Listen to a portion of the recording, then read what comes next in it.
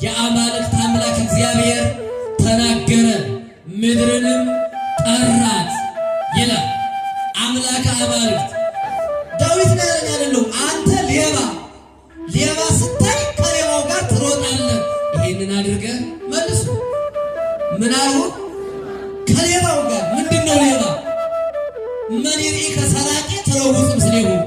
ሌባውን ስታይ ከሌባው ጋር ትሮጣለህ። ሌባ የተባለ ዲያብሎስ ነው። የመጀመሪያው ሌባ ዲያብሎስ ነው። ማንን ሰረቀ? ራሱን ሰረቀ፣ እግዚአብሔርን ሰረቀ፣ ሰውን ሰረቀ። ስንት ነገር ሰረቀ? ማን ነው እሱ? መጀመሪያ ማንን ሰረቀ?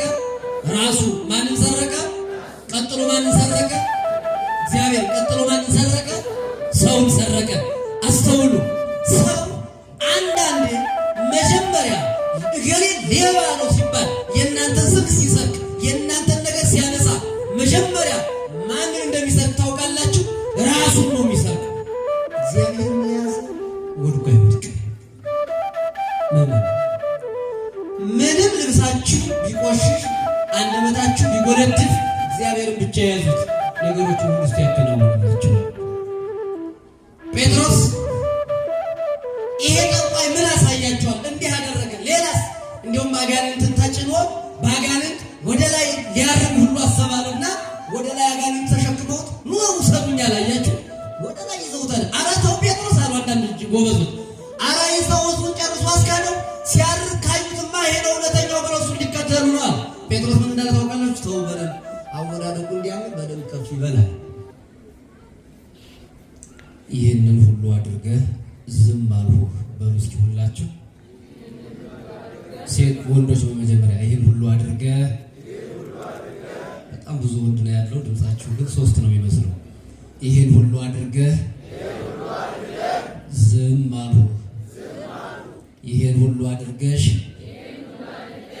ዝም አልሁሽ። ይህንን ሁሉ አድርገን ዝም አለን። የትምህርታችን መነሻ ነው። መዝሙረ ዳዊት መዝሙር 49 ቁጥር 20 ክቡር አባታችን መላከ ጽዮን ቆሞስ አባ ወልደ አማኑኤል የዚህ ታሪካዊ ቤተ ክርስቲያን ዋና አስተዳዳሪ፣ ክቡር መላከ ኃይል መምህር ብርሃኑ የኦቶና ደብረ ፀሐይ ቅድስት የሶዶ ደብረ ፀሐይ ቅድስት ኪዳነ ምሕረት ቤተ ክርስቲያን አስተዳዳሪ፣ ክቡር መምህራችን ሊቀ አእላፍ ጥላሁን ሰይፉ የሀገረ ስብከቱና የዚሁ ቤተ ክርስቲያን ስብከተ ወንጌል ኃላፊ፣ ክቡር መምህራችን መጋቤ ሐዲስ ኤፍሬም የዚሁ ገዳም የዚሁ ቤተ ክርስቲያን ትርጓሜ መጻሕፍት መምህር፣ ክቡር መላከ ምሕረት ገዛኸኝ የደብረ መንክራት አቡነ ተክለ ሃይማኖት ገዳም ስብከተ ወንጌል ኃላፊ፣ ተወዳጅ ዘማሪያን ዘማሪ አቤልና ሊቀ ዲያቆናት ነብዩ ሳሙኤል፣ መዝሙሩን ቃና የምትሰጠው ወንድማችን ዘማሪ ጻዝጋ አምላክ፣ የተከበራችሁ ሊቃውንተ ቤተ ክርስቲያን ካህናት፣ ዲያቆናት፣ የሰንበት ትምህርት ቤት መዘምራን፣ 11ኛ ዓመታችሁን የምታከብሩ እንዲሁም ምንድነው ስያሜያቸው? እናንተ እንዳትናገሩ። ምንድነው ስያሜያቸው? ጎበዞች ምግባረ ሰናይ ዘተዋሕዶ አባላት፣ ዓለምን ጠልታችሁ እግዚአብሔርን ፈልጋችሁ በዚህ በቅድስናው ስፍራ ለመቀደስ በምህረቱ ስፍራ ለምህረት በሰላማዊው ቦታ ሰላም ለማግኘት የተሰባሰባችሁ ምእመናንና ምእመናት፣ ከሌላ እምነት የመጣችሁም ወንድሞቻችን እህቶቻችን ሁላችሁም በሥላሴ ፍጹም ሰላም እንደምን ዋላችሁ? እንደምን አመሻችሁ? እንደምን ቆያችሁ? ሁሉ ሰላም ነው? የምሳ ሰዓት ጥሩ ነበረ? የበላነውን ያስማማልን፣ የጠጣነውንም ያስማማልን፣ በሰላም ያቆየን፣ አብልቶ አጠጥቶ እንደገና ደግሞ ሰማያዊውን ምግብ በዚህ እያበላን ያለ ጌታ መድኃኔዓለም ኢየሱስ ክርስቶስ ሌላ የምንከፍለው ነገር የለምና ለስጋችን የሚገባውን ሰጠን፣ ለነፍሳችንም የሚገባውን ሰጥቶናል። እየሰጠንም ነው። መግቦቱን ያላቋረጥብን አምላክ ክብር ምስጋና ለስም አጠራሩ ይሁንልን። አምላክን ያየንባት የተቀማነው ርስት እንዲመለስ ምክንያት የሆነችን ስሟን ጠርተን የማንጠግባት የአንደበታችን ውዳሴ ንጽሕት ክብርት ድንግል ማርያም ለስም አጠራሯ ክብር ምስጋና ይድረሳት። ቅዱሳኑ ጻድቃን ሰማዕታት ሁሉ ክብር ምስጋና ይድረሳቸው። ዘንተ ገቢረከ አርመምኩ ለከ በሉ እስኪ። ዘንተ ገቢረከ አርመምኩ ለከ፣ ይሄን ሁሉ አድርገህ ዝም አልሁ። የትምህርታችን መነሻ ነው። የትምህርታችን መሰረታዊ ሐሳብ እግዚአብሔር ምን ያህል እንደታገሰንና ለንስሐ እንድንዘጋጅ ጥሪ ማቅረብ ነው። ሌላ መልእክት የለም። እኔ ቁሜ እናንተ ተቀምጣችሁ እንድንማር የአምላካችን በጎ ፈቃዱ ይሁንልን። ለዘመሩልን ዘማሪያን በሚገባ ትምህርቱን ላስተማሩን ለመላከ ኃይል እናንተም ለተማራችሁ እኛም ለተማርነ ለሁላችንም እግዚአብሔር በመንግስተ ሰማያት በጎውን ነገር ያድልን። በእውነት ይህን ቃል የተናገረው ታላቁ ነቢይ እግዚአብሔር ቅዱስ ዳዊት ነው። ነቢይ እግዚአብሔር ቅዱስ ዳዊት 80 ቅዱሳት መጻሕፍት ጠቅልሎ ተናግሯቸዋል። ሊቃውንቱ እንደሚተረጉሙት በቤተ ክርስቲያን ውስጥ የሚካሄደውን ነገር ዳዊት ያልተናገረው ምንም ነገር የለም። ለዚህም ነው በተለይ ቅዱስ ዳዊት በዚህ ዓለም እግዚአብሔር ሰማይና ምድርን እንዴት እንደፈጠረ ዓለምን እንዴት እንደፈጠረ ይናገራል። በጥንተ ተፈጥሮ የተፈጠረው የሰው ልጅ በኃጢአቱ ምክንያት ቢፈርስ እንደገና በአዲስ ተፈጥሮ መጥቶ እግዚአብሔር ሰውን እንዴት አድርጎ ዳግመኛ እንደፈጠረው ነቢየ እግዚአብሔር ቅዱስ ዳዊት ይናገራል። ነቢየ እግዚአብሔር ቅዱስ ዳዊት ኃጢአትም ጽድቅም የተፈራረቁበት ሰው ነው። ሁሉን አይቶታል። ነገር ግን በእውነት ምዕመናን ኃጢአትን እንጂ ኃጢአተኛን የማይጠላ አምላክ እንዳለን ማረጋገጫው የዳዊትን ሽልማት ስንመለከት ነው። የሚገርመው ለማንም ያልተሸለመ እስካሁን በመጻሕፍትም ያላገኘ ነው። ትልቁ ሽልማት የተሸለመ ከነቢያትም እግዚአብሔር ከእመቤታችን ቀጥሎ በብሉይ ኪዳን ካሉ ሰዎች እንደ ዳዊት ሽልማት የሸለመው የለም። ይገርማችኋል። ምን የሚል እንደሆነ ታውቃላችሁ? እንደ ልቤ። እስኪ በሉ በማርያም ምን አይነት አልኳችሁ? አያችሁ።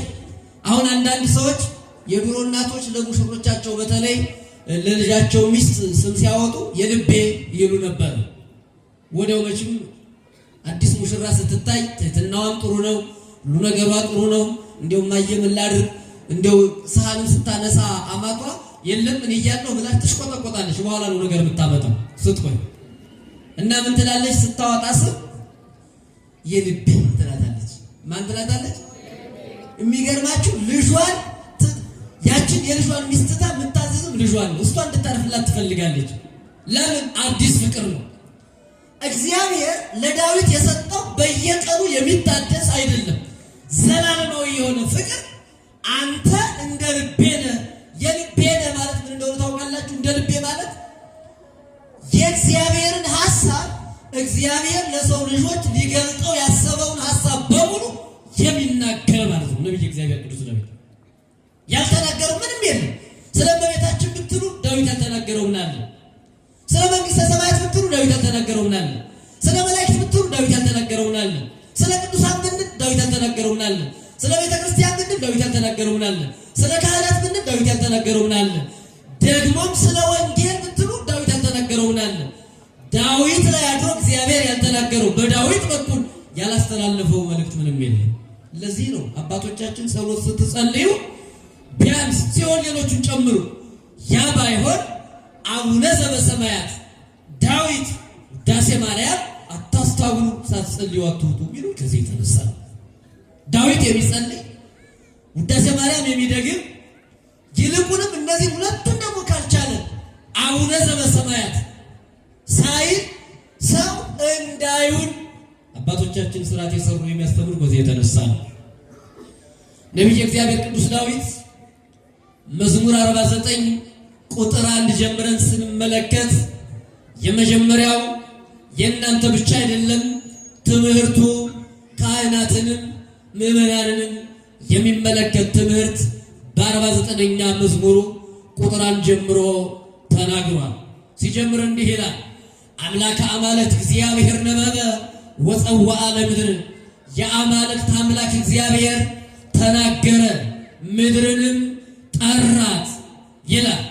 አምላከ አማልክት የአማልክት አምላክ እግዚአብሔር ምን አለ ተናገረ፣ ምድርንም ጠራት ማለት በመጀመሪያ ምድር የተባለ በዚህ ገጸ ንባብ እግዚአብሔር ሰማይና ምድር ሲፈጥር እንደምታስታውሱት እንደተማራችሁት በማሰብ የተፈጠሩ ናቸው።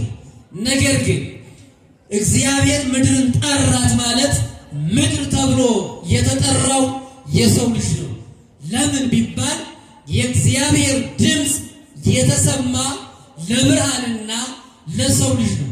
እግዚአብሔር መጀመሪያ ድምፁን ያሰማ ፍጥረታትን ሲፈጥር ለይኩን ብርሃን ብርሃን ይሁን አለ ብሎ ነው።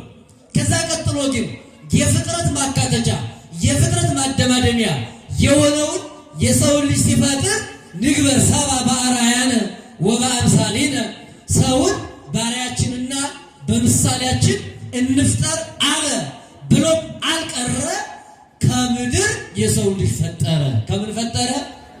ከምን ፈጠረ? ስለዚህ ምድር ጠራት ማለት ምድር የተባለ የሰው ልጅ ነው። ሰውን አበጃጀው ማለት ነው። እግዚአብሔር ሰውን ሲፈጥር አንተኛው ቄስ እገሌ ትባላለህ፣ አንተ ደግሞ ዲያቆን እገሌ ትባላለህ፣ አንቺ ወይዘሪት እገሌ ትባላለሽ፣ አንተ አቶ እገሌ ትባላለህ ብሎ አይደለም። ሲፈጥር ሰው በሚል የወል መጠሪያ አድርጎ እግዚአብሔር ፈጠረው። ለዚህ ነው ነቢየ እግዚአብሔር ቅዱስ ዳዊት ወፀውአ ለምድር ምድርን ጠራት ማለት ሰውን ፈጠረ ማለት ነው። ምን ማለት ነው አልኳችሁ? ምን ማለት ነው? ታዲያ እንደዚህ አድርጎ ፈጠረና ይህ ትምህርት ዘለፋ ካህናትም የሚገሰጹበት ምዕመናንም የሚገሰጹበት ነው ብለው ሊቃውንት ይተረጉማሉ። ካህናትን አልገሰጽም እናንተ ነው ዛሬ። እሺ እና ከዚህ ምን አለ ነብዩ እግዚአብሔር ቅዱስ ዳዊት በጣም ለማሳጠር ታሪኩ ወይም በዚህ ትምህርት ውስጥ 6 ነጥቦችን እንመለከታለን። በደንብ ያዙ። ስንት ነጥቦችን? ሌላ ጥቅስ አለንም እናንተ ብታልበለብሉት እናንተ ሁልጊዜ ከምትደግሙት ጸሎት ላይ ያለውን አንደኛ እንድናስተውል፣ ሁለተኛ እግዚአብሔር ምን ያህል ይህን ያህል በድዬ ነው እንደ እግዚአብሔር ዝም ያለኝ ብለን እግዚአብሔርን አድንቀን በእግዚአብሔር ተማርከን ለንስሐ እንድንዘጋጅ ነው። ቁጥር 18 ላይ ነው የሚጀምረው የትምህርታችን አንኳር ወንቱ በሐሳቡ እንዲህ ይላል። እግዚአብሔር አለ እግዚአብሔር ኃጢአተኛውን እንዲህ ይላል አለ ወለኃጥእ ይቤሎ እግዚአብሔር ለምንት ለከ ትነግር ሕጌ ወትነስ በአፉከ ሥርዓቴ። እግዚአብሔር ኃጢአተኛውን እንዲህ ይለዋል። ለምንድን ነው አንተ አለ አስተማሪው እኔን ነው። አሁን ስለኔ ነው ተመልከቱ። አንተ አስተማሪ ነኝ ብለህ አሁን መሬት ላይ ያለው መምህሩ አንተ በላክ እያለ ነው። ስሙኝ። አንተ በአንደበትህ ቃሌን ትናገራለህ፣ ሥርዓቴን ታስተምራለህ፣ ባፍህ አለ። ነገር ግን ለምን ራስህ አትተገብረውም እያለኝ ነው። እንድተገብረው እግዚአብሔር ይርዳኝ። እናንተም ጸልዩልኝ። ከዚህ ቀጥልና ቁጥር 18 ላይ እንዲህ ይላል አንተ ሰው አለ 6 ኃጢአቶችን ሰርተን ነው እግዚአብሔር የታገሰን። ስንት ኃጢአቶችን? በደንብ ማስታወሻ ስላልያዛችሁ እስኪያጨብጭቡ በደንብ አድርጋችሁ። ለምን ይሄ ያጨበጨበ እጅ ነገ ምን ይዞ ይመጣል? እስኪ እንደው እዚህ በኋላ ቤተክርስቲያን ስንመጣ እንደው ያስለው ደብተር ቢጠፋን ይዘን ነው የምንመጣ የምትሉ እስኪ እንደው በደንብ አጨብጭቡ። እስኪ በእውነት ይዛችሁ ትመጣላችሁ። ይሄ ጉባኤ ዛሬ ብቻ አይደለም፣ ነገም ጉባኤ አለ፣ ከነገ ወዲያም ጉባኤ አለ። ምናልባት ሰው የሚጸድቀው ከአዲስ አበባ ዘማሪ መጥቶ ሲዘምር ከአዲስ አበባ ሰባኪ መጥቶ ሲሰብክ ብቻ የሚጸድቅ ከመሰላችሁ ተሳስታችኋል። ይሄ ማስታገሻ እንጂ ዘላለማዊ ዘለቄታዊ አይደለም። ይሄ እንደ ማነቃቂያ ምናልባት አዲስ ፊት ስለምትፈልጉ ካልሆነ በስተቀር አንደበተ ርቱዕ መምህራን በዚህ አሉ። የትም ቦታ ሰው ማስታወሻ ይዞ መሄድ አለበት። ስብሰባ ብትጠራው ማስታወሻ ሳትይዙ አትሄዱ። እገሌ የተባለው ባለስልጣን ምን ተናገረ ብላችሁ ጫር ታደርጋላችሁ። እግዚአብሔር ሲናገር አለ መጽሐፍ ደግሞ ነው። አንዳንዶቻችን ሞባይል እናንከረፍፋለን። ቅድም ሊቃ ይላፍ ሲሉት እንደነበረው ሞባይላችን ላይ እንኳን የሆነ ነገር ሪከርድ እናደርግና በኋላ ደስ የሚል ሙዚቃ ሲመጣ ባለፈው የሰማሁት ስብከት ነበር ሰምቼዋለሁ እና ያቺ ሙዚቃዋን ሪከርድ ለማድረግ ያለ መጫን ስብከቱን መዝሙሩን ዲሊት እናደርገዋለን። ጠባያችን አይደለም ይሄ? ጠባያችን አይደለም? ይሄንን አድርገህ በል እንጂ ተናገር። ዝም አሉ አለ እግዚአብሔር። ስለዚህ ማስታወሻ መያዝ ይገባል። ስንት ነጥቦች እናያለን አልኳቸው። የመጀመሪያው እንዲህ አለ እግዚአብሔር፣ እንዲህ አለ ከምንም በላይ ሰው እመኒ ርኢከ ሰራቄ ትረውፅ ምስሌሁ አለ። ይሄን አድርገህ ዝም አልሁ። አንተ ሰው አለ እግዚአብሔር፣ አንተ ሌባ ስታይ ከሌባው ጋር ትሮጣለህ አለ። ምን ስታይ ዳዊት ነው ያለን አይደለም። አንተ ሌባ ስታይ ከሌባው ጋር ትሮጣለህ። ይሄንን አድርገህ መልሱ። ምን አሉ? ከሌባው ጋር ምንድነው ሌባ?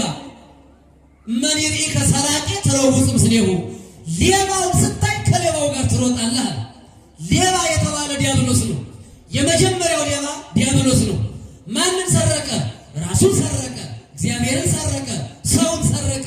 ስንት ነገር ሰረቀ። ማን ነው እሱ? መጀመሪያ ማንን ሰረቀ? ራሱ። ማንን ሰረቀ? ቀጥሎ ማንን ሰረቀ? እግዚአብሔር። ቀጥሎ ማንን ሰረቀ?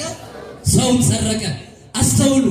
ሰው አንዳንዴ መጀመሪያ እገሌ ሌባ ነው ሲባል የእናንተን ስልክ ሲሰርቅ የእናንተን ነገር ሲያነሳ መጀመሪያ ማንን እንደሚሰርቅ ታውቃላችሁ? ራሱን ነው የሚሰርቅ። ራሱ ያልተሰረቀ አይሰርቅም። አንድ ሰው ሰውን ሊገድል ቢነሳ መጀመሪያ የሚሞተው ማን ነው? መጀመሪያ ቢሞተው ማን ነው? እኔ አሁን ለምሳሌ እኔ በራሴ እናስመሰለ ስንት ገዳይ ሞልቶ እየሰማችሁ ነው አለ።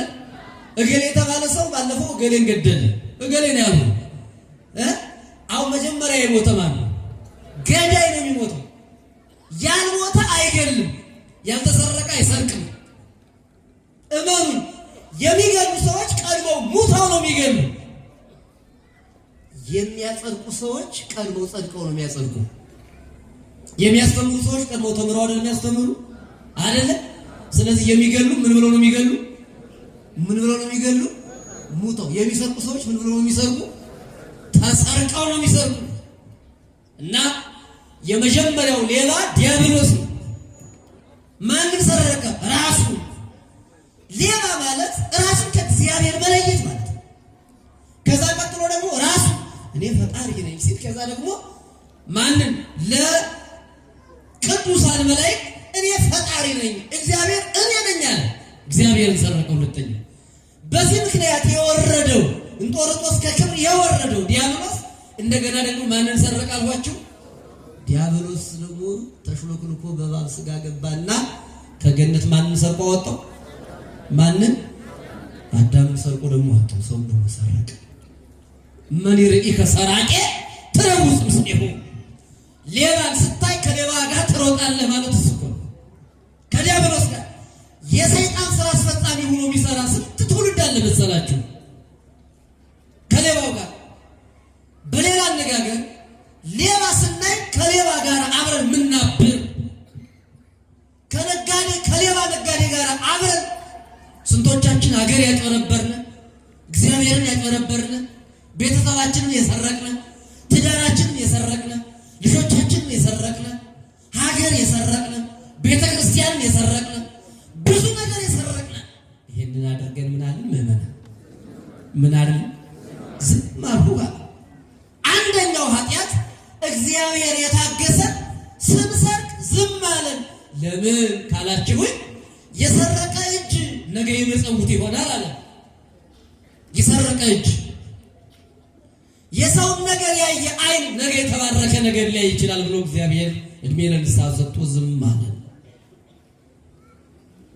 አንደኛው ኃጢአት እሱ ነው። ቶሎ ነው መሄድ። ሁለተኛ እዚያው ላይ ነው ታሪኩ። መዝሙረ ዳዊት መዝሙር 49 ከቁጥር 18 እስከ 21 ድረስ ያለው ብቻ ስድስቱም ነጥቦች እዚህ ውስጥ ነው ያለው። ስለዚህ አንደኛው ምን አድርገን ዝም አለን? እግዚአብሔር በማርያም እንዴ ሌባ ተናገሩ እንጂ ሌቦች እኮ ነን። እኔም ሌባ፣ አንቺም ሌባ፣ አንተም ሌባ። እውነት አሰብ ዛሬ እንኳን ስንት ነገር ሰረቅን። ዛሬ እንዴ ስንሰርቅ እኮ ነው ያለው። ማን መስካሪ ያደረገ እንዳትሉኝ፣ የራስ ያልሆነን ነገር ማየት መስረቅ ነው። የራስ ያልሆነን ነገር መስማት መስረቅ ነው። ካከራየነው ጆሮአችን ሰርቋል። እግራችን ለሌላ ካከራየነው እግራችን ሰርቋል።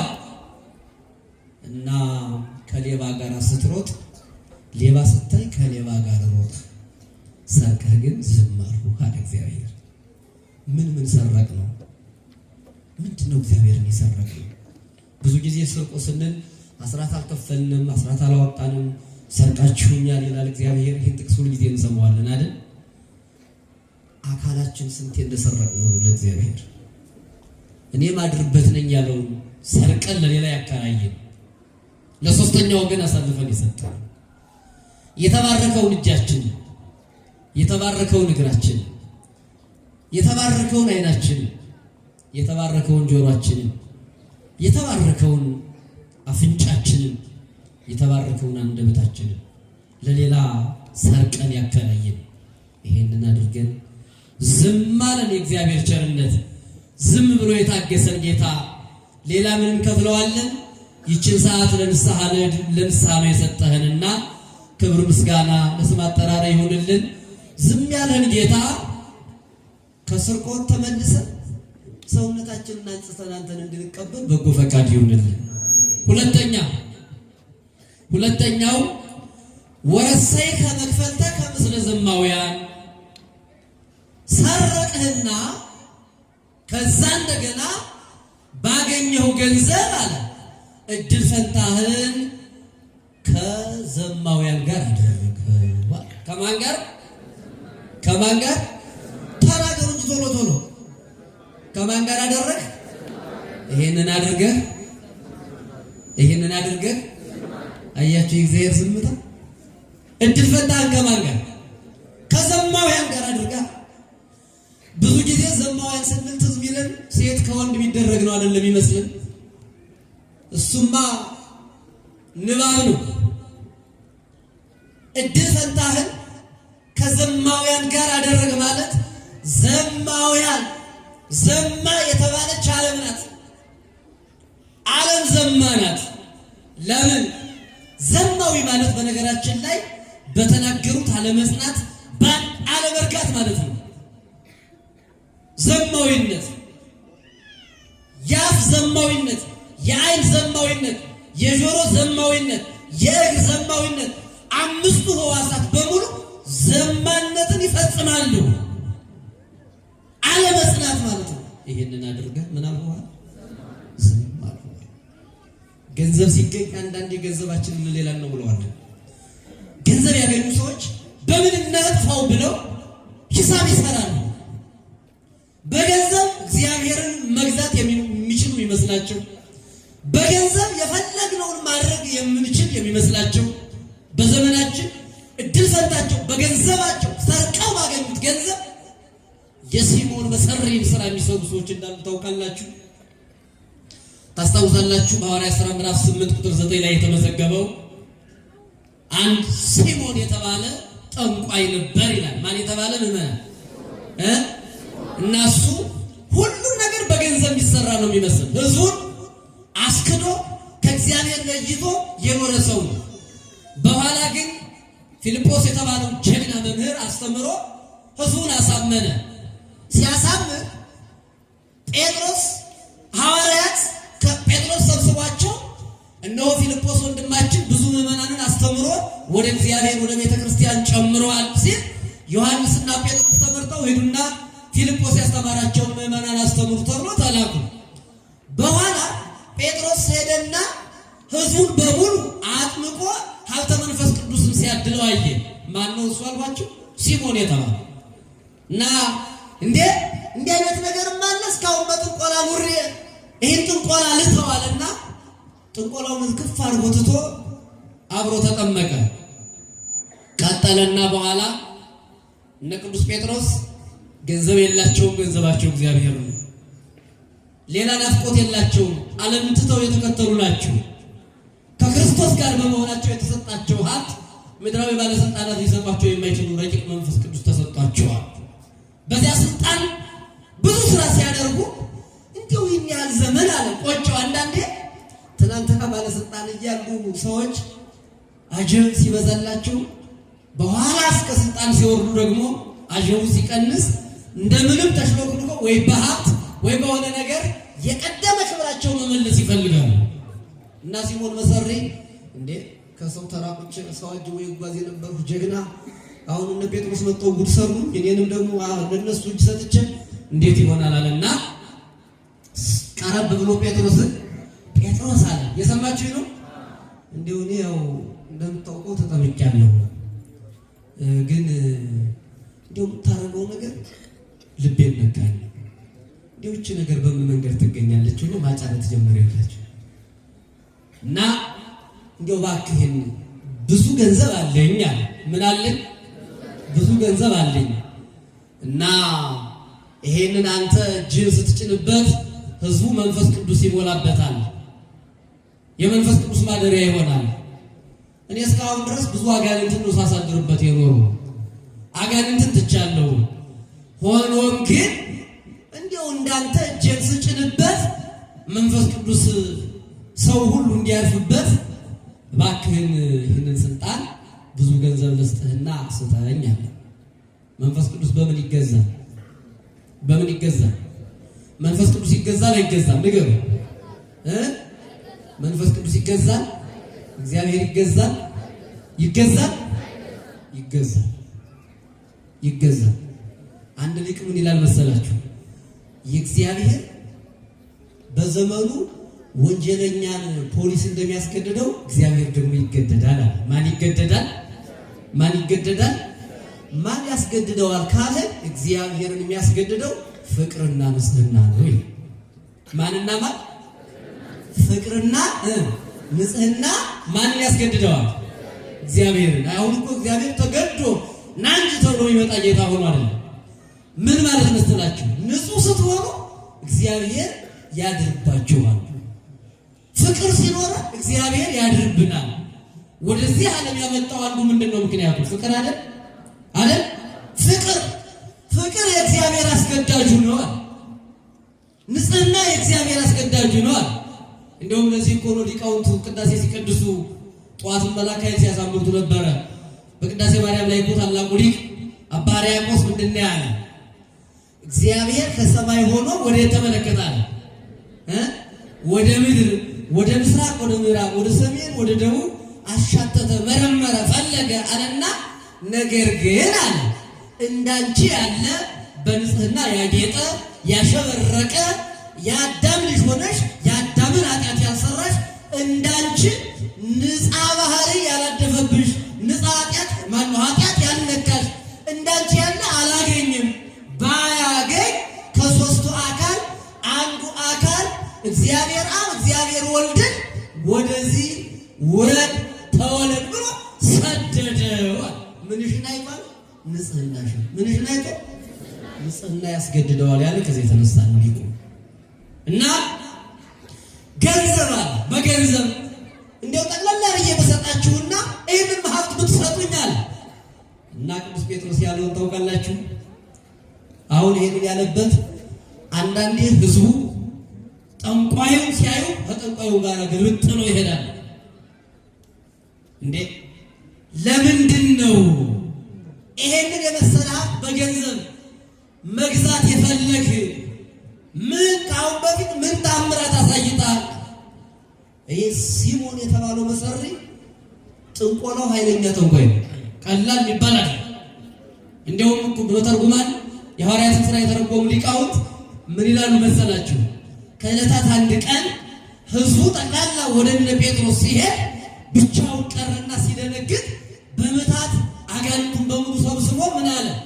በሬውን ሹክ ሲለው ቀረብ ብሎ ከሁለት እኩል ተሰነጠቀ ይላል። አያችሁ? ምን ከስንት ተሰነጠቀ?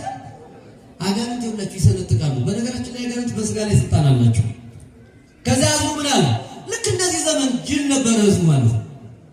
እንዴ እኛ ጴጥሮስን አምነን ደህና ሰው መስሎን እንዴ ታምርማ እንደ ሲሞን ነው በሬ መሰንጠቅ የቻለ ታምር አድራጊማ እንደዚህ አይነት ነው። በቃ ምን ይከተልና ጴጥሮስን ሳይሆን ሲሞንን ነው አሉና መሰሪውን ነው አሉና ተከተሉት።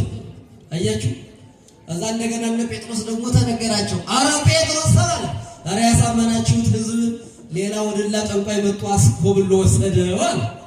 ልክ እንደዚህ ዘመን የሆነ ተአምር ሲታይ ግልብጥ ብሎ በተለይ አጥማቂ መጣ የሆነ ጸጉሩ እዚህ ጋር የደረሰ መጣ ሲባል ማስ ብሎ ተከትሎ ጀል ነው የሚሉት። ሲሞንን ሲያይ የሚከተለው ይበልጣል። ጴጥሮስን ሲያይ የሚከተለው ያንሳል። በዚህ ዘመን ከጴጥሮስ ልጆች ይልቅ የሲሞን ልጆች ይበልጣሉ። በዚህ ዘመን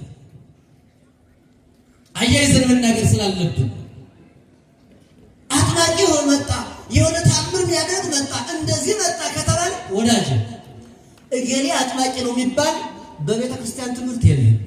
የሲሞን ስራ ካልሆነ በስተቀር ይኸውላችሁ እየሰማችሁ ነው ምእመናን። የመላከ ኃይል ክህነት፣ የመላከ ጽዮን ክህነት፣ የመላከ ምሕረት ክህነት፣ ያንዱ ካህን ክህነት ስንት ናት? በማርያም ክህነት ስንት ናት? ስንት ክህነት አለ? አንተኛው ደቋዳሙ ይላል እነገሌና ተቆባቸው አባገሌ እኮ ሲያጠምቅ ጸጋው ስለሆነ ነው። በፍጹም የክህነት ጸጋ የሚባል ክህነት ያለው ሰው ከሆነ አንድ ነው። ክህነት ስንት ናት አልኳችሁ? አንዲት ክህነት ያላቸው ካህናት በአብ በወልድ በመንፈስ ቅዱስ ባርከው ወደ ጸበልነት ይለውጣሉ። በዚያ ላይ ያደረው መንፈስ ቅዱስ ይፈውሳል እንጂ የማጥመቅ ስልጣን ነገር የተሰጣቸው ይባል የለም። ለምን ነው ታውቃላችሁ? የጴጥሮስን የእንድርያስን የዮሐንስን የያዕቆብን የሐዋርያት ስልጣን አንተኛው የማጥመቅ አንተኛው የማስለፍለፍ አንተኛው ጋንጩን አንተኛው ምናምን እያል የአስማት ዝርዝር የሰይጣን ስም ኢንተርቪው እንድታረግ ተብሎ ስልጣን የተሰጠው የለም። እና ሲሞን የተባለው በዚህ ቀጥሎ ወሰዱ። ኋላ ጴጥሮስ ሰማ። ምንድን ነው አለ? ቅድሙንም ረግሞታል። ያንተ ገንዘብ መንፈስ ቅዱስን በገንዘብ ልትገዛ ፈልጋልና እጅ ላይ ያለው ገንዘብ ለጥፋት ይሆናል።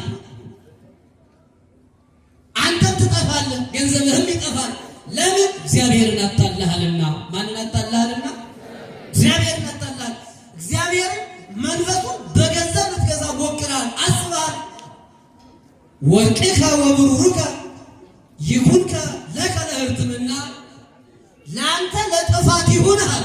ቅዱስ ጴጥሮስ ያን ጊዜ ነው ይህንን ምታ ሲያሳይ ህዝቡ ተጠቅሎ ወደ ሲሞን ሄደ። አረ ሄደ ሲባል ጴጥሮስ መጣ። እንዴ ምን አደረገ? በሬውን ከሁለት ሰንጥቆ አሳየን። ማን? ሲሞን። ቆይ ግድ የለም። ከዛ በኋላ ጴጥሮስ መጣ። እግዚአብሔርን የያዘ ወድቆ አይወድቅም። ምንም ልብሳችሁ ቢቆሽሽ አንደበታችሁ ቢጎለድፍ እግዚአብሔርን ብቻ የያዙት ነገሮችን ሁሉ ውስጥ ያከናውንላቸዋል። ጴጥሮስ ይሄ ጠንቋይ ምን አሳያቸዋል? እንዲህ አደረገ። ሌላስ? እንዲሁም አጋንንትን ተጭኖ በአጋንንት ወደ ላይ ሊያርግ ሁሉ አሰባሉና ወደ ላይ አጋንንት ተሸክመውት ኑ ውሰዱኝ አላያችሁ? ወደ ላይ ይዘውታል። ኧረ ተው ጴጥሮስ አሉ አንዳንድ ልጅ ጎበዞች። ኧረ ይዘውቱን ጨርሶ አስካለው ሲያርግ ካዩትማ ይሄ ነው እውነተኛው ብረሱ ሊከተሉ ነው። ጴጥሮስ ምን እንዳለ ታውቃላችሁ? ተው በደንብ አወዳደቁ እንዲያምን በደንብ ከፍ ይበላል። ምኑ እንዲያምን? ምኑ እንዲያምን? አሁን አወዳደቁ ያምራል። እስኪ በደንብ ስሙ። አወዳደቁ እንዲያምን በደንብ ከፍ ይበላል። ማን ነው ይሄን ያለ? ግን አወዳደቁ ያምራል። ለጴጥሮስ ያምራል። ለምን አትሉኝም? አሁን እዚያችሁ ላይ እንደው ገፋ አርጎ ቢጥለው እዚህ ጋር ምን ልገፋ ይችላል? አንተም ተነስተህ በጡንቻ እንደምትገፋ ይወድቃል። ግን ወደ ላይ ሄደ። ብዙ ርቀት ከሄደ በኋላ አወዳደቁ ይበላል። አንደኛ የእግዚአብሔር ስራ እንዲገለጥ፣ ሁለተኛ የጴጥሮስ ንጽህና እንዲገለጥልን፣ ሶስተኛ የዚህ ዓለም ገንዘብ ከንቱ መሆኑን ለማስረዳት፣ አራተኛ የዚህ ዓለም ጥበበኞች ጥበባቸው ከንቱ መሆኑን ለማስረዳት፣ አምስተኛ ገንዘብ በገንዘብ መንፈስ ቅዱስ የሚገዛ አለመሆኑን ለማሳየት በደንብ ከፍ ይበላል። ኋላ እንግዲህ ያ ሲሞን የተባለው ጠንቋይ ወደ ላይ ከፍ ከፍ እያለ ቻው ምዕመናን እያለ ወደ ላይ ሄደ። ተመልከቱ። እዚያ አመጣና እንግዲህ በተርጉማን እንደ ትርጓሜያቸው የተረጉሙታል።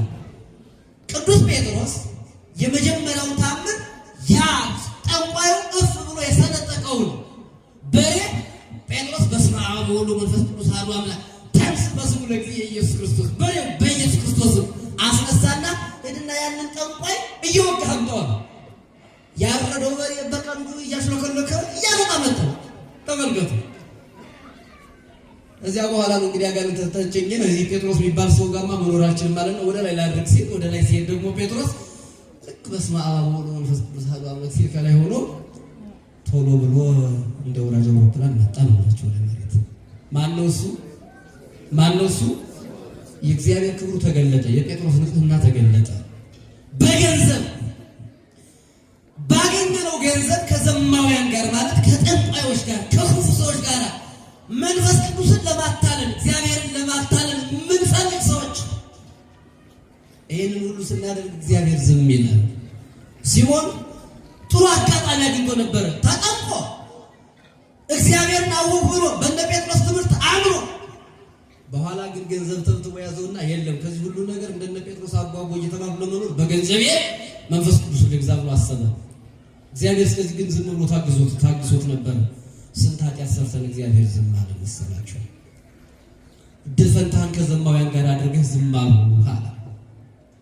ሁለተኛ ሶስተኛ እግዚአብሔር ምን አድርገን ዝም አለን ካላችሁኝ አፉ ከአብዝሃ ለኪት አፍህ ክፋትን አበዛ። እስኪ በሉ ሁላችሁ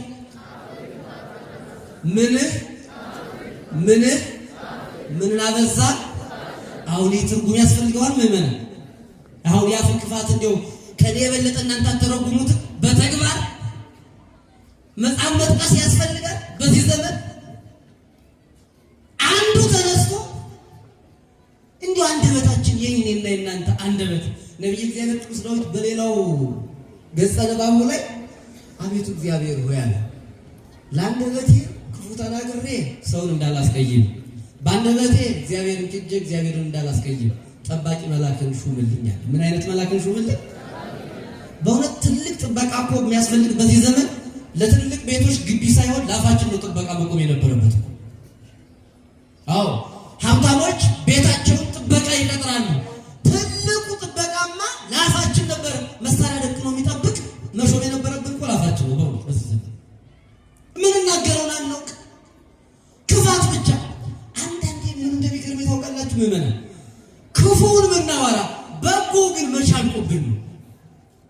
እንዲሁ መቼስ ጀምረ ነው። አሁን እዚህ ተቀምጦ እንኳን እንዲሁ ምን ያህል ዝም ብሎ ሌሊት ይጮህብናል የሚል ሰው ክፉ አይታጣም። እዚህ ተቀምጠን ራሱ ክፋት እናወራለን፣ እናስባለን፣ ክፋትን እንጸንሳለን፣ ከዛ ክፋትን እንወልዳለን፣ ክፋትን እየተንከባከብን እናሳድጋለን። ከዚህ አይነት ኃጢአት እግዚአብሔር ይጠብቃል። አበዛውባችሁ? እየተግባባን ነው? ቀኝ ነው ግራ? እስቲ ቀኝ የገባችሁ ሁላችሁ እግዚአብሔር እናመስግን። ማስጨምጨም ፈልጌ እንዳይመስላችሁ። አንደኛ የሚወጡ ሰዎች እንዴ ኃጢአቴ ሲዘረዘር ነው እንዴ ትቸመድ ብለው ቁጭ እንዲሉ፣ ሁለተኛ ደግሞ ያው እንደዛ ነው። ስለዚህ ምን ያልኳችሁ ቀኝ የገባችሁ ግራ የገባችሁ ለመሆን አጀምጭሙ በደንብ አድርጋችሁ። ግራ ገብቶንም ምን አለን እግዚአብሔር ዝም አለን። ቀኝ ገብቶንም ምን አለን እግዚአብሔር ሁሉንም አይቶ እንዳላየ ዝም የሚለን ጌታ ክብር ምስጋና ይግባው። ስለዚህ ሶስተኛው የአፍ ክፋት ነው። አፉ ከአብዝሃ ለኪት ክፋትን አበዛል። ታላላቆቻችንን አናከብር፣ ወላጆቻችንን አናከብር። በዚህ ዘመን አባት ለልጁ የሚራራ አይደለም የሚናገረው። ለልጆቻችን የምናስተምረው በራሱ ክፋቱ ነው። በዚህ ዘመን ያለ የአፍ ክፋትማ በእውነት ቅድም መላከ ጽዮን ጠዋት ሲሉት እንደነበረው አፋችን በሙሉ የሚያወራው ስንፈልግ በአንዱ መነኩሴ ላይ እናወራለን፣ ስንፈልግ በአንዱ ቄስ ላይ እናወራለን፣ ስንፈልግ በአንዱ ጳጳስ ላይ እናወራለን፣ ስንፈልግ በአንዱ ቅዱስ ላይ እናወራለን፣ ስንፈልግ በአንዱ ምዕመን ላይ እናወራለን። ክፉውን መርጠን በጎውን አንድ ቀን አውርተን ነው። ይህንን ሁሉ አድርገን ዝም አልሆናል። እግዚአብሔር በእውነት አፋችንን በጎ ተናጋሪ ያደርግልን። እንዲሁም በዚህ ዘመን እባካችሁ አፋችሁን ጠብቁ እባካችሁ። አሁን ይሄ ማፈኛ ይሄ በገጠሩ አፈዱር ይባላል። በዚህ ደግሞ ይሄ ማስኩ በእውነት ስንለጉመው እንዴት ደስ ያፋችን በኃጢአት የሚናገረውን አንደበታችን ኃጢአት የሚያመላልሰውን ወደ ሰዎች የሚያደርሰውን አፋችን እንጀራ ሊበላ የተፈጠረ ነው። ሊያመሰግን እንጀራ ሊበላ ሰው ሊበላ ግን አይደለም። አሁን ብዙዎቻችን የምንበላው ምንድን ነው? እያዋርን የሰውን ስጋ አብረን እያዋርን ነው የምንበላው። ማዕድ እንኳን አቅርበን ሰውን ከማንሳት ዝም አለ። ይሄንን ሁሉ አድርገህ ምን አልኋለ እግዚአብሔር አያችሁ የታገሰን ብዛት ስንተኛው ነው ይሄ? አንደኛ ምን አደረግነ? ንገሩ ቶሎ ቶሎ። ሰረቅነ፣ ከዛ ምን አለን? ዝም። ቀጥለን ምን አለን? ዘሞትነ፣ ከዛ ምን አለን? ዝም። ከዛ ቀጥሎ ደግሞ ምን አደረግነ? አፋችን ክፋትን አበዛን፣ ዝም አለ። ቀጠለና ወልሳንከ ጸፈረ ለህብል፣ አንደበት ደግሞ ቁጭ ብሎ እንደ መልካም ሴት ፈትል እንደምትፈትል ነገር መፍተል ጀመረ። አፍና አንደበት ሁለቱ ይለያያሉ፣ ታውቃላችሁ አይደል? አፍ የሚባለው ይጠቅላላው ምን ይባላል? ታንከሩ ሮቶ ምን ይባላል? እንዳለ ምላስ ምትማን ነው። አንደበት ምትባል ደግሞ ይሄኛው መራራ ነው ትፋው ምትል፣ ይሄኛው ጣፋጭ ነው ዋናው ምትል ቀምሳ። አያችሁ እዚህ ውስጥ አሁን አፍ ነው የሚበላ አንደበት ነው የሚበላ። ምግብን ማን ነው ቴስት አድርጎ በደንብ አድርጎ አረጋግጦ ለሆድ የሚያቀብለው ማን ነው? ማን ነው? ንገሩ። ያበላል ለእናንተ ልነግራችሁ። አይ ብልቶች ማን ነው? አሁን ይኸውላችሁ ምላስ መጀመሪያ እንዲህ እጅ ታመጣለች ታቀበላለች። ከዛ ማናት መጀመሪያ አፏ አላለፈም ምትል ማን ነው? ምላስ ቅምስ ታረግና መራራ ነው ትፋው ትላለች። ወይም ደግሞ አይ ጥሩ ነው በደንብ ፍጨው ብላ ለጥርስ መልዕክት ታስተላልፋለች። ከዛ በኋላ ነው እኮ ወደ ታንከሩ የሚወርደው አይደለ? እና አንዱ ለዚህ ነው የተፈጠረው። ሁለተኛው ደግሞ ይሄንን ጣፋጩን የሰጠኝ አምላክ ክብር ምስጋና ይግባው ብለን እንድናመሰግን ነው አንደበት የተፈጠረው። ነገር ግን አለ ወልሳንከ ጸፈረ ለህብል፣ ነገር ፈተለ። ይሄን ሁሉ አድርገህ ዝም አለ። በጣም ብዙ ትርጉም አለው፣ ግን ቶሎ ለመጨረስ ነው። አራተኛው ምንድነው አልኳችሁ? ነገር ፈትለ። አንደበታችን ክፉ ተናገሩ። አንደበት እሳት ነው አይደል? እሳት በሰው ላይ ረመጨት በትነን እግዚአብሔር ዝም አለ። ምናልባት የተሳደበ አንደበት አንድ ቀን መራቂ ሊሆን ይችላል እኮ እግዚአብሔር ዝም ያለ። አምስተኛ ትነብር ወተሐምዮ ለእቡከ። አያችሁ የኃጢአት ፍሰቱ። አንደኛ ምን አለ ንገሩ? ሰረቅን። ሁለተኛ ዘሞትን። ሶስተኛ ክፉ አፋችን ክፋት አበዛ። አራተኛ ምላሳችን ነገር ፈተነ።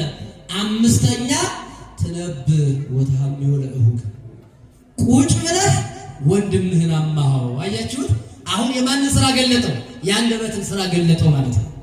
ቁጭ ብለህ መዝሙረ ዳዊት ላይ ነው። እስካሁን ሌላ ተሳሊ ነው። ቁጭ ብለህ ማንን አማኸው? ወንድምህን አማኸዋል። የትኛውን ወንድምህን? ለጊዜው ከአንድ አብራክ የተከፈለ ከአንድ ማይፀን የተወለደ የእናትህ ልጅ። በዚህ ዘመን ታላቅና ታናሽ ይስማማል? ይስማማል? እህቶቻችን ትስማማላችሁ? ታናሽ እህትሽ የተሻለ ልብስ ስትለብስ ስታይ ደስ ይልሻል? ታላቅ እህትሽ የተሻለ ልብስ ስትለብስ ስታይ ደስ ይልሻል? እህቶቻችሁ ሲያምርባቸው ትወዳላችሁ? ወንድሞቻችሁ ሲያምርባቸው ትወዳላችሁ? እገሌ ጥሩ ክርስቲያን ነው ሲባል አዎ ጥሩ ነው ግን እንልና እናፈርሰዋለን። እገሌት እኮ እንዴት አይነት ሰው መሰለች ስርዓቷ ስትባል አዎ ጥሩ ነው ግን ጥፍሩ አካባቢ ችግር አለበት። ውጭ ይሄንን ሁሉ አድርገሽ በማርያም ይሄን ሁሉ አድርገሽ አየሽ የእግዚአብሔር ዝምታ እንዴት እንደታገሰሽ። ይሄን ሁሉ አድርገህ ምን አልሆነ? ዝም አልሆነ። ዝምናችሁ ነው የእግዚአብሔር ዝምታ። የዛሬ ሁላችሁም ብቻ መርምሩትና እግዚአብሔር እንዴት ዝም እንዳለ። እኔ አንዳንዴ ሃይማኖተኛ ሰው እግዚአብሔር ነፋሳትን እንደሚያነፍስ ፀሐይን እንደሚያወጣ ማለትና ሌሊትን እንደሚያፈራርቅ ከዛም ደግሞ ዘመናትን እንደሚቀያየር በሚገባ ከተረዳ ነው እንዴት አድርጎ ነው የቻለ? ምን አጉዞብን ነው? ይህን ሁሉ እያደረገልን ደግሞ እየበደል ነው ዝም ሲል ለእናት ለወንድምን ቁጭ ብለህ አማኸው። በዚህ ዘመን እንደኛ ቲክቶኩ በሙሉ ሀሜት ነው፣ ፌስቡኩ ሀሜት ነው፣ በየቤቱ ሀሜት ነው፣ አሉ ነው፣ ሁልጊዜ አሉ ነው። አንድ ነገር ልንገራችሁና ትምህርቴ እንደተቀበለ 3 አካላት ሁልጊዜ ጉዞ ላይ ናቸው። ስንት አካላት? 3 ወንድማማቾች ነበሩ ማለት ጓደኛሞች። አንደኛው ደመና ይባላል። ማን ይባላል? ቶሎ ቶሎ ንገሩ። የወላይታ እንዲያውም በጣም ጉባኤ ስትወዱ ክርስትናችሁን ስትወዱ አባቶችን ስታከብሩ ጀግና ናችሁ፣ ስትናገሩ ግን ያው ጀግና ናችሁ። እና አንደኛው ማን ይባላል? ደመና ይባላል። ሁለተኛው ደግሞ ማን ይባላል መሰላችሁ? ስስት ይባላል። ማን ይባላል? ሶስተኛው ደግሞ አሉ ይባላል። ማን ይባላል? ጥሯቸው። ማን ናቸው? ደመና፣ ስስት፣ አሉ። እነዚህ ተመካከሉና ጉዞ እንሂድ አሉ። እና ሲጓዙ ሶስቱም አንድ ላይ ሲሄዱ ደመና የት ነው የሚቀመጠው? በብዛት ጉም የት አካባቢ ነው የሚቀመጠው? ተራራ አይደለ? ተራራ። እና ሲሄዱ አረዝቻ አካባቢ ደከም ተራራ አገኙና አረፍ እንበል አለ። ማን ነው እሱ? ደመና። ቁጫ እውነትን ነው አሉና ተስማምተው ስስትና አሉ ከደመና ጋር ቁጭ ብለው ረፍት አደረጉ። እዛ አይ መሸብን እንሂድ ብለው ስስትና አሉ ጥያቄ አቀረቡ። ለማን? ለደመና። አይኔ ማረፊያን አግኝቻለሁ አንንቀሳቀስም እናንተ ቀጥሉ። አብሮ ዘለቀ ማረፊያው ሲያገኝ ቁጭ አለ። ከዛ ሁለታቸው አሉና ስስት ጉዞ ጀመሩ። ሲሄዱ አንድ ስስታም ሀብታም ቤት አገኙ እና ሁለቱ አሉና ስስት አረ እዚህ ቤት እኮ ጥሩ ነው ማረፊያ ያላለና በስስት መሪነት ከባለጸጋው ቤት ገባ። አሉና ስስት ትንሽ አረፍ እንዳሉ አሉ የተባለው ጀግና አረ ሳይመሽብን እንሂድ ብሎ ለስስት ጥያቄ አቀረበ። ለማን? አይኔ ቦታዬን አግኝቻለሁ ከዚህ ስስታም ሰውዬ ቤት አልወጣም አንተ መሄድ ትችላለህ። አያችሁ? ከዛ ማን ቀረ ብቻው? አሉ ማረፍ ያገኘው ብሎ እኔ ዘንድ ሲመጣ እንዲሆነ አሉ። ከዛ አንቺ ትቀበይና መልአክ እንዲህ አለ አሉ። ከዛ አንተ ደግሞ ትቀበልና እንዲህ ተብሏል አሉ። እድሜ ልኳን ማረፊያ ሳትም ስትንከራተት ትኖራለች። አያችሁ? አሉ እና ቁጭ ብለን ሐሜት የአሉ ውጤት ነው። ተነብሮት ሐሜው ለሁካ አሉ ያል ወንድምህን አማው እህትሽን አማሻት ይሄንን አድርጋችሁ ምን አልኳችኋል? እግዚአብሔር ዝም አለ። የመጨረሻ ወአንበርከ እቅፍተ ለወልደ እምከ መጨረሻ ነው። ስድስተኛ ስንት ነጥብ ያልኳችሁ ነበር? አሁን እስካሁን ድረስ መዝሙረ ዳዊት ላይ ነው። ለእናትህ ልጅ እንቅፋት አስቀመጥህበት አለ። ለማን ምን አስቀመጥህበት? እንቅፋት። አንዱ ሰርቶ ሲያገኝ በጎን በኩል ሄደን እነገር የሚባሉ ዘመኖች ስላሉት እንዲያርገው ነው እንጂ እንልና በዚያ ሰውዬ ላይ ሴራ ምን ሰራ? በእውነት ይሰማል ድምጼ? አዎ ይሰማል አይደል? ትምህርቴን እየጨረስኩ ነው። አሁን ኦርቶዶክሳውያን እንኳን ቢያንስ አንዱ ለአንዱ እንደው በሱቅም ይሁን በአንድም በሌላ መንገድ ለመተጋገዝ እንኳን ወንድማችን የሆነ ነገር ኑሮት እሱን ሄደን ለመግዛት እንኳን ደስተኞች አይደለንም። እኛ ሲያገኝ የማንወድ ለእናታችን ልጅ ለተዋህዶ ልጅ እንኳን መራራት ያልቻልን በእውነት ክፎች መተጋገዝ ማንወድ ዓለምን የሚያሽመደምደው የኢኮኖሚው ማይበል መሆኑን እንኳን አውቀን ማንነቃ አንዱ ለአንዳችን እንቅፋት መሆን መደጋገፍ የሌለብን ቢያንስ የሆነ ባለው ነገር እንኳን አንድ ሁነን መጮህ አንድ ሁነን መስራት መተጋገዝን የጠላን ያ ማለት ግን ሌሎቹንም አብሮ መኖር አይቻልም እያልሁ ግን አይደለም። እየሰማችሁ ነው? እንቅፋት መሆን እና ወአንበርከ እቅፍተ ለወልደ እምከ ለእናትህ ልጅ እንቅፋት፣ ለቤተ ክርስቲያን ልጅ እንቅፋት፣ ለተዋህዶ ልጅ እንቅፋት ሆነህበታል። ቤተ ክርስቲያን ሊመጣ ሲፈልግ አንዱ ወይ ወደ መጠጥ ቤት ይዘው ትሄዳለህ። እንቅፋት ማለት እኮ ነው። ለምን ትሄዳለህ ቤተ ክርስቲያን? አይ እንደዚህ ጉባኤ ያላሉ ባክህ ነገ እንማራለን እና እዚያ ሁለት እንበል ብሎ ወንድምን ነጥቆ ወደ ሌላ ቦታ ይዞ መሄድ ከዚህ የበለጠ ምን እንቅፋትነት አለ?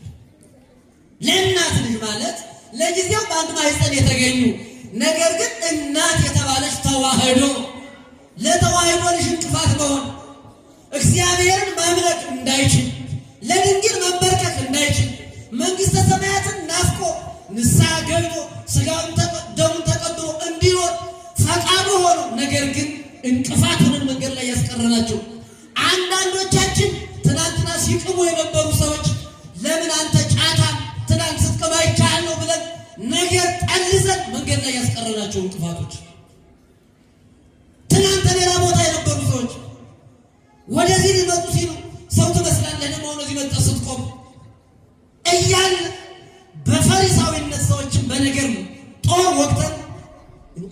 ሆነን ወደ ቤት እንዳይመጡ ያደረግናቸው ብዙ ሰዎች እንዳለ እንዳትረሱ።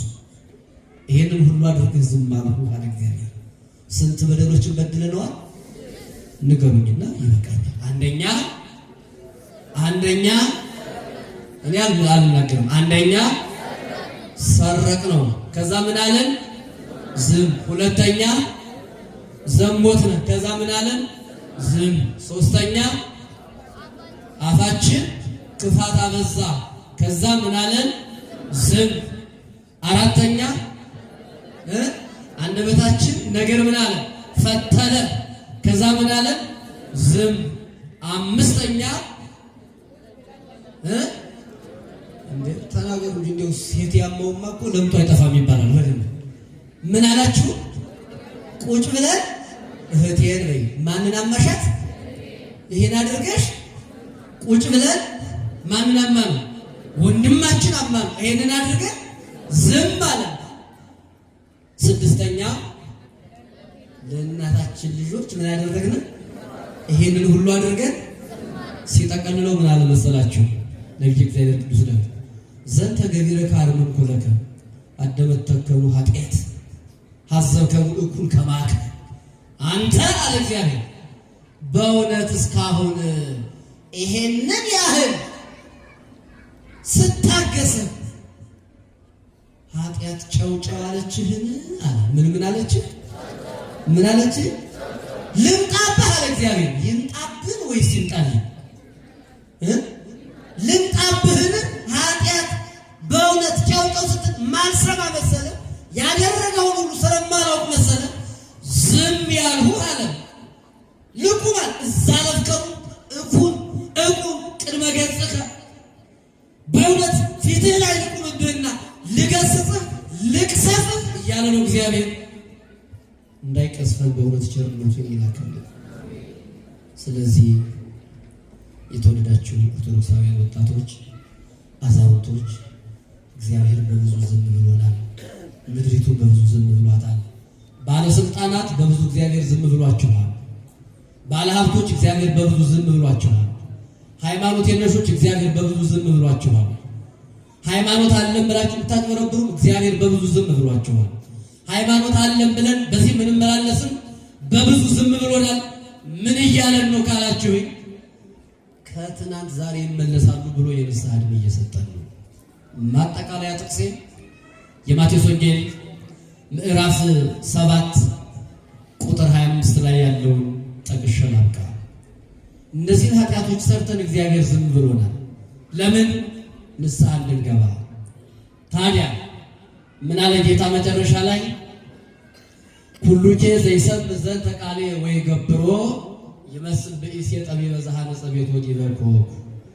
ይሄንን ቃሌን ሰምቶ ዝም ያሉበትን ምክንያት ተረድቶ የዝምታዬ መንገድ ለንስሐ የንስሐ ጥሪ እያደረጉ መሆኑን ተረድቶ ንስሐ ግቡ የሚለውን አዋጅን፣ ሥጋዬን ብሉ ደሜን ጠጡ የሚለውን አዋጅን፣ ትምህርቴን የሚቀበል የሚተገብረው አለ ይመስል ብእሴ ጠቢበ ዘሐነጸ ቤቶ ዲበኮ።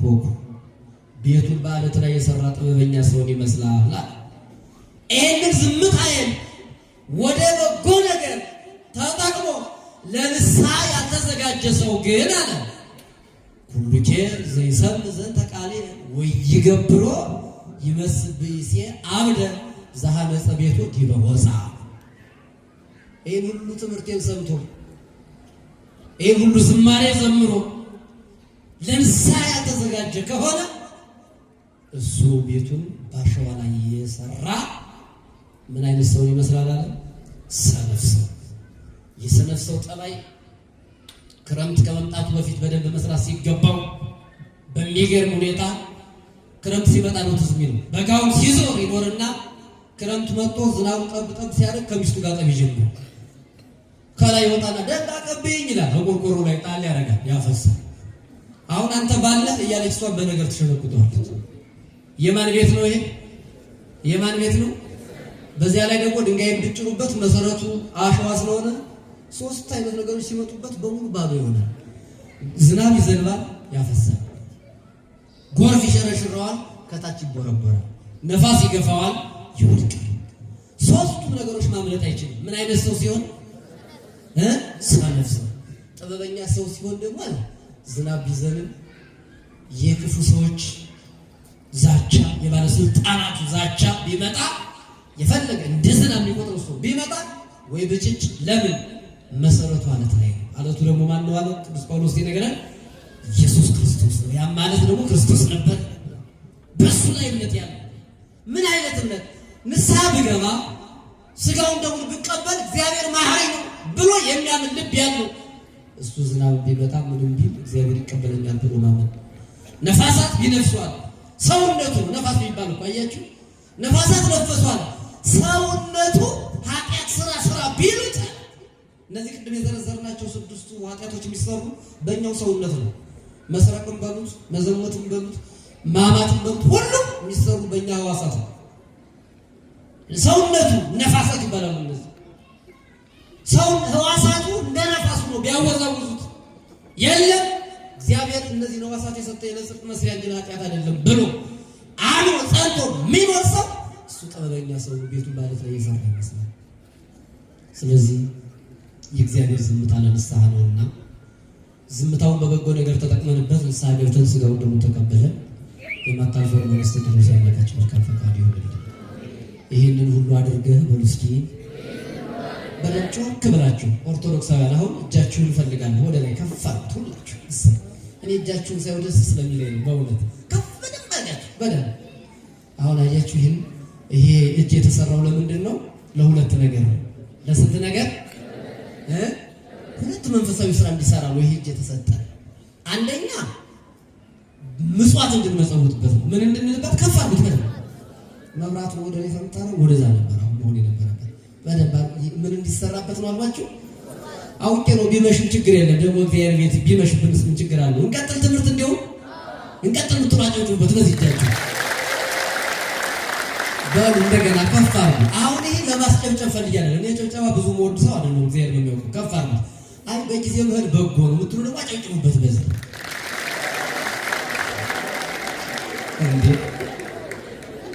እንዴት ይሆናል? ሁለቱንም በጊዜ ነን ትምህርት እንቀጥልም ይቻላል እንዴ? በሉ አሁን ድገሙ። ቆይ ከፍ አድርጉ። እኔ ልነግራችሁ የፈለኩት አሁን እጃችንን ልብ በሉ በደንብ አስተውሉ። እጃችን ላይ ሁለት ስራ እንድንሰራ እግዚአብሔር እጅ ሰጥቶናል ብያችኋለሁ። አንደኛው ምን እንድንልበት ነው? ምጽዋት እንድንሰራ፣ መንፈሳዊ ስራ እንድንሰራ። ሁለተኛ ለምን እንደሰጠን ታውቃላችሁ? አጨብጭበን እግዚአብሔርን እንድናመሰግንበት ነው። ነገር ግን ይሄንን እጃችንን እንድንመጸውትበት እንድናጨበጭብበት ሰጥቶን፣ ይሄንን እግራችንን ወደ ቤተ መቅደስ እንድንገሰግስበት ሰጥቶን፣ ይሄንን ዓይናችንን የድንግልን ስዕል እንድናይበት ሰጥቶን፣ ይሄን ጆሮአችንን ወንጌል እንድንሰማ ለንስሐ ጥሪ እንድንዘጋጅ ጆሮ ሰጥቶን፣ ይሄን አንደበታችንን እንድንዘምር ሰጥቶን፣ ለሌላ አከራይተን ሌላ ስራ ስንሰራበት ዝም አለን። ለንስሐ ነውና ዝም ያለን በጣም እግዚአብሔርን አመስግኑበት። ደህና ደሩ